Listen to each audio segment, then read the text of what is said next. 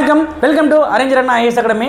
SI மற்றும் PC தேர்வுகள் ஆண்டு அட்டவணை பார்த்தீங்கன்னா டிஎன்யூ சார்பிலிருந்து வெளியிட்டிருந்தாங்க.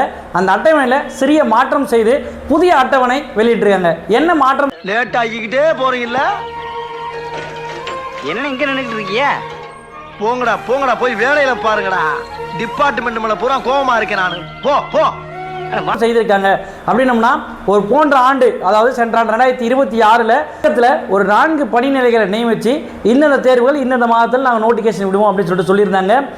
தொடர்ச்சியான பல்வேறு கேஸுகளையும் இனி இருக்கிற ஒரு சூழல் காரணமாக என்ன பண்ணிட்டாங்கன்னா, இந்த தேர்வுகள் தற்போது நடைபெறாது, மாற்று தேதியில் நடைபெறும் அப்படின்னு சொல்லியிருக்காங்க. ஃபுல்லாக ஒரு புதிய அட்டவணையை பார்த்தா வெளியிட்டிருக்காங்க. என்ன அடிச்சு கூட கேட்பாங்க, அப்பையும் ஒன்றும் சொல்லிடாதீங்க, எதடா சொல்ல வேணாங்கிற அந்த அட்டவணையில் சொல்கிறாங்க. அப்படின்னும் போது ஏற்கனவே சப் இன்ஸ்பெக்டர் டெக்னிக்கல் போஸ்ட் மே மாதம் 2026 நோட்டிஃபிகேஷன் வரும் அப்படின்னு சொல்லியிருந்தாங்க. ஆனால் இப்போ என்ன சொல்லிட்டாங்க, இதுக்கான நோட்டிஃபிகேஷன் பிப்ரவரி 2027 தான் நோட்டிஃபிகேஷன்ஸே வரும் அப்படின்னு சொல்லியிருக்காங்க. அதே போல் பேண்ட் போலீஸ் கான்ஸ்டேபிள் அப்படின்ற ஒரு நோட்டிஃபிகேஷன் ஜூலை 2026 வெளிவரும்னு சொல்லியிருந்தாங்க. அதுக்கான நோட்டிஃபிகேஷன் எப்போ மாற்றிருக்காங்கன்னா மார்ச் 2027 நோட்டிஃபிகேஷன் வரும்னு சொல்லியிருக்காங்க. அதே போல் காமன் ரெக்ரூட்மெண்ட், அதாவது இந்த பிசி நோட்டிஃபிகேஷனுக்காக ஒரு காமன் ரெக்ரூட்மெண்ட் எப்போ வரும்னா செப்டம்பர் 2026 வரும்னு சொல்லியிருக்காங்க. அதே போல் இது இந்த ஆண்டு, அதாவது மறுத்த ஆண்டு பொறுத்த வரைக்கும் ஜூன் 2027 இதுக்கு மாற்றம் வரும்னு சொல்லியிருக்காங்க. அதே போல் ஜாயின்ட் ரெக்ரூட்மெண்ட், அதாவது ஃபயர்மேனும் நம்முடைய ஜெயில் சர்வீஸு இவங்க எல்லாரும் சேர்த்து ஒரு எக்ஸாம் பொறுத்த வரைக்கும் நோட்டிஃபிகேஷன் நவம்பர் 2026 வரும், ஆகஸ்ட் 2027 வரும்னு சொல்லிட்டு மாற்றிருக்காங்க. இந்த அட்டவணைப்படி தான் தேர்வுகள் வரும். என்ன காரணம் அப்படின்னு பார்க்கும்போது இன்றைக்கி பல்வேறு அரசியல் சூழ்நிலை காரணமாக இருக்குது. அது மட்டும் இல்லாமல் ஒவ்வொரு நம்ம இந்த வருஷம் எழுதின மொத்த பிசி தேர்வாக இருந்தாலும் சரி, எஸ்ஐ தேர்வாக இருந்தாலும் சரி, இந்த தேர்வுகளில் தொடர்ச்சியாக பார்த்தோன்னா வழக்குகள் நிலுவையிலே இருந்திருக்கு. எஸ்ஐ பொறுத்த வரைக்கும் பிஎஸ்டிஎம் கேசஸ் பார்த்தோன்னா நிலுவையில் இருக்குது. அதே போல் பிசி எக்ஸாமில் பொறுத்த வரைக்கும் அந்த மதிப்பெண் குறைப்பு தொடர்பாக பார்த்தோன்னா கேஸ் நிலுவையில் இருக்குது. தொடர்ச்சியாக மாற்றி கேஸ் போட்டே இருக்கிறதுனால அடுத்த கட்ட நிலைக்கு கொண்டு போகாத சூழ்நிலையில் யார் தள்ளப்பட்டிருக்குன்னா போர்டு தள்ளப்பட்டிருக்கு.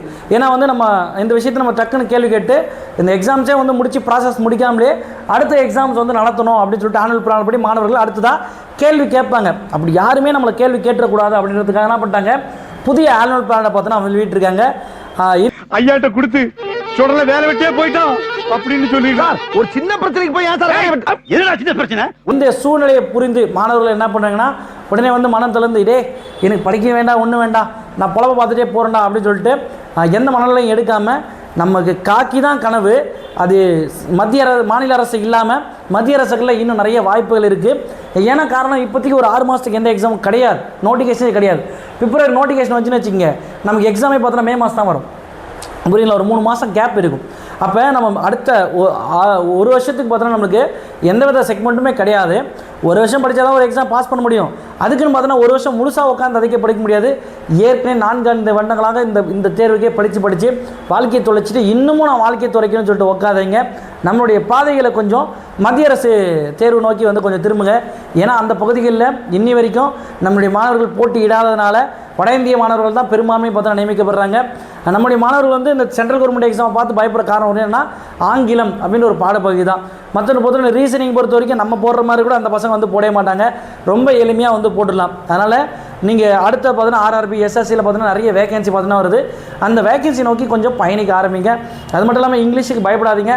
நம்மளுடைய சேனலில் ஃப்ரீயாக பார்த்தீங்கன்னா உங்களுக்கு இங்கிலீஷ் கிளாஸஸ் உங்களுக்கு சப்ஜெக்ட் வேரிஸாக போட்டிருக்காங்க ப்ளேலிஸ்ட்டில்.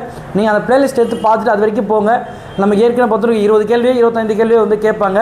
அது கேள்வித்தாளை பொறுத்து பார்த்தீங்கன்னா இருக்கும். நமக்கு தெரிந்த கேள்விகளை பார்த்தீங்கன்னா ஒரு 10 கேள்விகள் எளிமையாக போடலாம். அதுக்கேற்ற மாதிரி அந்த வாய்ப்புகளை சரியாக பயன்படுத்திங்க.